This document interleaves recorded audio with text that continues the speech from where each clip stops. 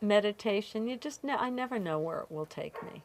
I meditated a lot for many years, and I think it did fundamentally change me. But there's something about the concept of grace, Yeah. I don't know, that is inescapable for me, because I'm just plodding on. You give me a cross to bear.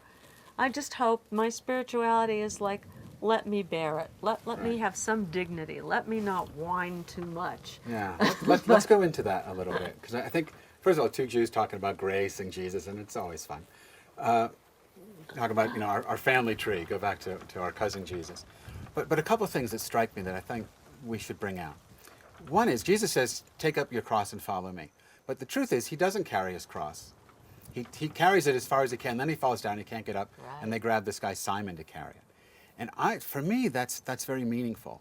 Because if I can carry the cross, then I'm not really broken yet. That, he was scourged and really busted, but he could still schlep that cross. And then finally, he couldn't even do that. And I could see myself falling down, can't go another inch, and thinking, well, that must be it then. And then they're going, well, we'll have someone else carry it for you so you can get even worse. So, the assistance that he got just kept leading him toward, the crucifixion. And then you don't crucify yourself, right? I mean, you need the Romans for that.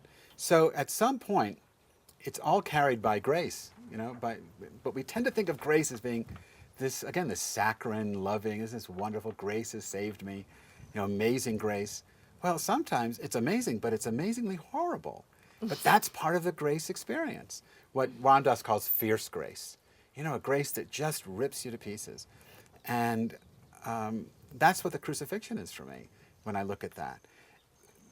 So then the other question you raised was, so can we get to that?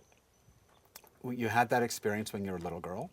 I had nothing like your experience, but one of what they call in Zen a Kensho experience. I had a pre-Kensho experience, maybe, of the absolute non-duality of everything when I was 16, and I just learned how to meditate, beginner's luck, And then when it was over, I said, I want that back.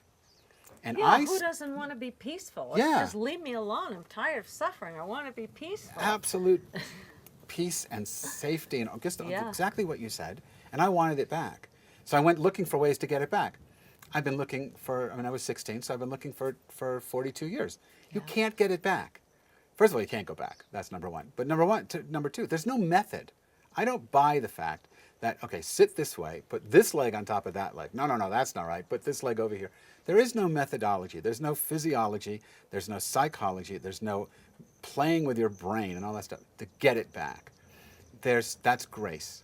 I meditate every day, do my chanting, do all these things I do, only because I like it. I've given up that it's going to get me, at least consciously, I think. I've given up that it's going to get me anywhere. I love doing it. It feels good, so that's fine. I love doing it.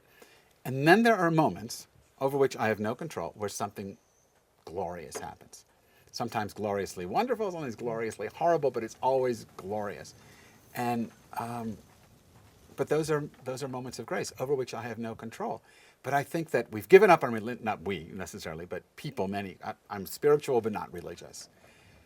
Then they go into spirituality as a way of, but I'm just going to trick grace now. I'm not going to go to religion, that doesn't work, but spirituality will now let me control my life and control grace and get me what I want. And so I take all the workshops and I go to everything Joan Borisenko teaches, and I buy all the books and I do all these things, and it still doesn't work because it's still the ego trying to control the whole game. And you can't get the ego to quit, because then that's what ego does, but eventually it just gets exhausted. And at those moments of exhaustion, something else happens, and it sounds like that's what you're talking about. So does it matter, though, or is it just fun for us?